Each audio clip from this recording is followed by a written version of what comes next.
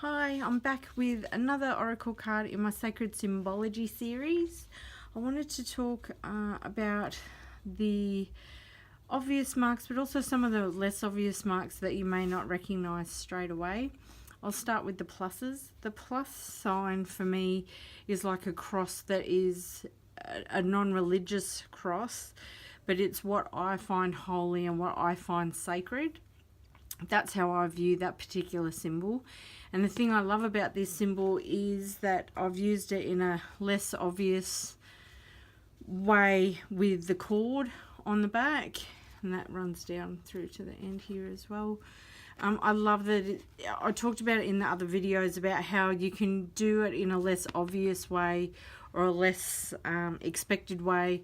And I really like that with the cord, but I'm still sort of deciding how authentic it feels because I'm not actually a sewer, and so I'm sort of deciding, if I sew a button on and it stays on for a week, I give myself a high five. So sewing isn't necessarily the most natural thing for me, and I'm still deciding if using sewing feels like it's right for me. Not that there's a definite right or wrong and that I couldn't use it just because I don't sew, but the question is how I physically feel about it, whether or not I feel that that's authentic. I love it. I do. I love the look. I think it looks awesome. But I'm not 100% sure whether that feels completely authentic to who I am. And I'll talk about a couple of the other pieces with authenticity as well, because I think that's part of the symbology that's really important. Like, I love how abstract this is to differentiate from the obvious mark, but even though the symbol is authentic, I'm not sure if the way I'm representing it feels truly authentic for me, even though I think it's beautiful. The other thing too is I do a lot of reverse monoprinting when I do stenciling. So once you've sprayed, the stencil's all coated in a lot of paint that you're not using because it's not coming through the spaces. That's when I tend to monoprint it like this. And I usually, surprisingly, like the reverse of most of my stencils better than the way they're actually meant to look. The other thing that is another symbol for me that's sacred, I think, is the stars. Now, if you ask me to talk to you about stars and what they mean to me, honestly, I could talk to you about it for an hour. I have stories from when I was like 10, 15, 20 now. When I go outside, I still make wishes on the stars with the little poem you get taught as a kid. And the thing I like about this is that I punched out these stars for something else. And I find I often like the scrap or the leftover part that you would normally throw away is actually normally my favourite part. So I don't know if that says something about me or not. But I really like the reverse, and that you can see, let me do up close, you can see the map here coming through the background because this is so light and it's so dark, and I love that contrast as well through the spaces.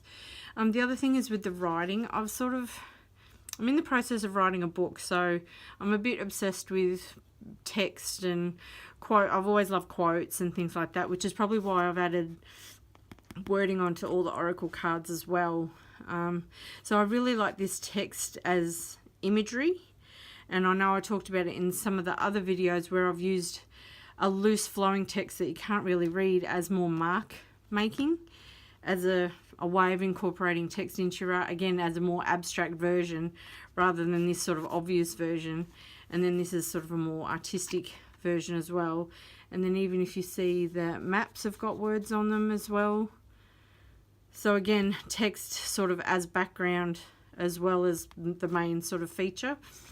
And sometimes you get a happy accident. I'm a Capricorn, and it just so happened that this section of the map that I put on there had the word Capricorn. So I love those sorts of happy accidents, and sometimes you do them on purpose, but sometimes you don't. It just kind of happens, like serendipity. So I love that. Now the thing I wanted to talk about with authenticity is the dyed music. I mean, everybody likes music to a certain degree. We've all got music on our phones. We all listen to music in the car or whatever. But I'm not a musician. I'm not a singer. I don't read music. I did in high school, but I don't anymore. I've sort of lost that skill because it's not I'm not a muso, do you know what I mean? So having the music on there can feel a bit inauthentic, because when I first went on this sort of experiment and exploring of finding sacred symbology and whatever, the only guiding thing I had was the sentence, "I just can't make pretty things anymore." That was what sent me on this, trip down the rabbit hole. And I feel like the music is just there to be pretty or to add a contrast. I dye my papers. The maps are actually like black and white photocopies on cheap office paper, but I dye them with tea and coffee, and I've been experimenting with some other things as well. This music is actually dyed with watercolor powder, and it was scrapbook paper. It's not like sheet music, it was scrapbook paper. So the colouring of it is very me with the dyeing, but it's not from a particular song that I like or whatever. And part of me is like, well, that's not who I am. That's not a symbol that's important. So I'm kind of deciding whether it's okay to put in elements of pretty things, even if they're not necessarily something that's sacred in a symbology kind of way for you. Can you still incorporate that in there? I think you can if there's little bits. If you just like something because it's beautiful, I think that's fine. But I would question, I don't know that I would use music again, because there's something about it. It's like a kickback. It's like it's kicking back for me. It's like, why is this piece of paper on here? It's not truthful. And that's one of the words I've kind of used to guide me, sort of like gut instinct. Does this feel true to me? Does this feel honest? I know authenticity and authentic are words that kind of get thrown around, and you can't always articulate what that can mean for you, but I think you have a gut instinct for if something feels nice or not, whether you feel like you're being honest and truthful or not in your artwork. And it's, truth isn't just about words, it's about actions. And is this putting these things together in this way, does this feel truthful? And I don't feel that this music, even though it's pretty, there's something about it that kicks back, whereas other parts are pretty but they actually have meaning for me, even if it's in a more subtle, less obviously stated way. They all still have something that feels true. The maps is very much, I'm a huge fan of the Goonies, which is like, I like the idea of the plus meaning you are here, like X marks the spot. The idea of a treasure map, and standing in this place in this moment, that idea. And then the maps is very beautiful, but it also has the meaning of, I've been feeling like I've been hiding in safe harbour, and I need to go exploring and be willing to leave that safe harbour, and risk exploring new places, new adventures, that kind of thing. So the maps actually have a few different meanings for me. Goonies, obviously I'm a huge Goonies fan, and the idea of pirates and that kind of thing. So I love that symbology as well. So all that connects, and then this random piece of, music paper is just like this. It's almost like it's it's like a square peg in a round hole. Do you know what I mean? And you can feel the kickback. It's just less obvious than a square and a circle, but you can feel it. So I think that's how I know what feels right or what doesn't feel right when I'm putting things on. And this was actually the first oracle card I made out of all the ones I've made. And I think I learnt a lot from making this one. The other thing I wanted to talk about is that symbology isn't just physical, like a visual. It's not just the visual representation of a plus, a plus, the stars, a map. It's not just that. Let me grab a pencil. So let's just assume probably this one. In a minute. This is my Anna Hatter Catkin Papaya Art pencil case. Isn't it gorgeous? I've got a couple of them. I love her stuff. Is that the right way around? Yes. So She's one of my art heroes, and I had a catkin. I've followed her for about 20 years. Love her. Okay, so when I make these lines, if you've come from a card making background, this is like a more abstract version of bordering your whole card, which pulls the eye in. And these lines each side feels like it pulls you in this way to look at the artwork.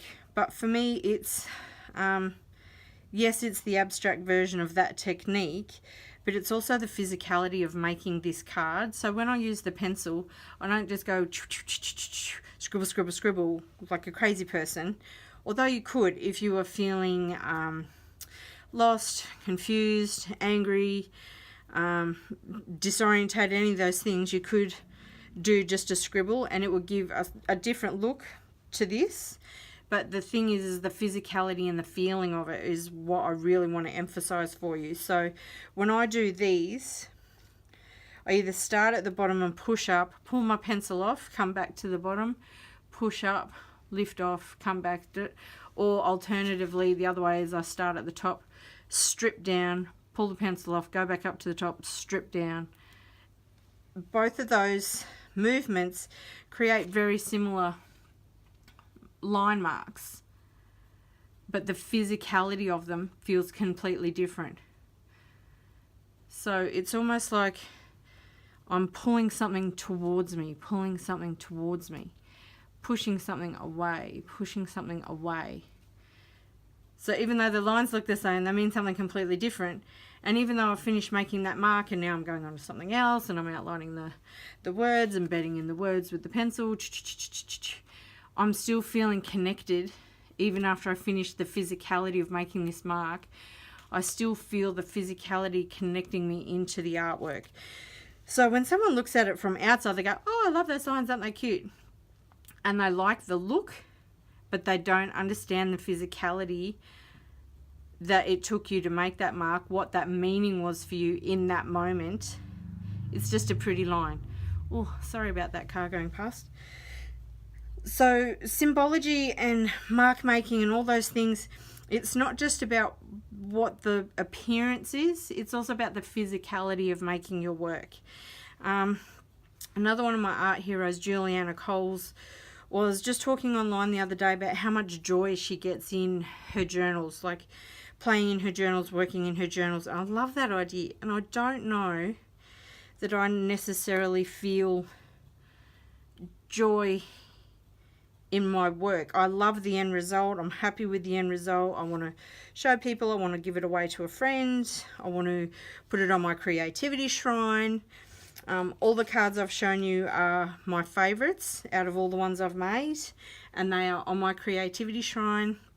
Other ones I've made and given away to friends. But it's important that I explain to you how I feel when I'm working.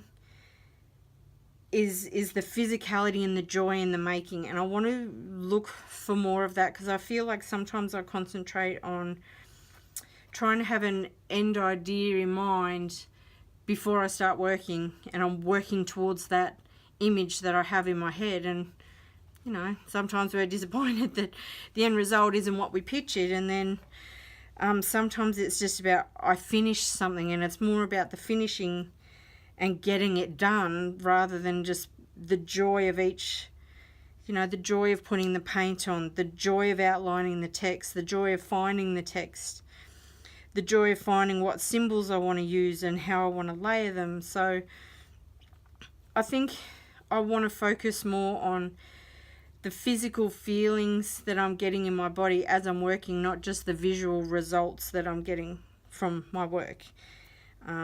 That's something I really want to explore this year, and I hope that's something that you will consider as you're working too. If you sort of are at that place of not being able to just make pretty things anymore and you're looking for more connection, I hope maybe that's an idea that you can explore with the connection as well. So that's about everything I want to talk about with that card today. I hope it's been interesting. I hope it's given you some ideas to think about and explore in your own work. And I'll see you next time. Thanks, bye.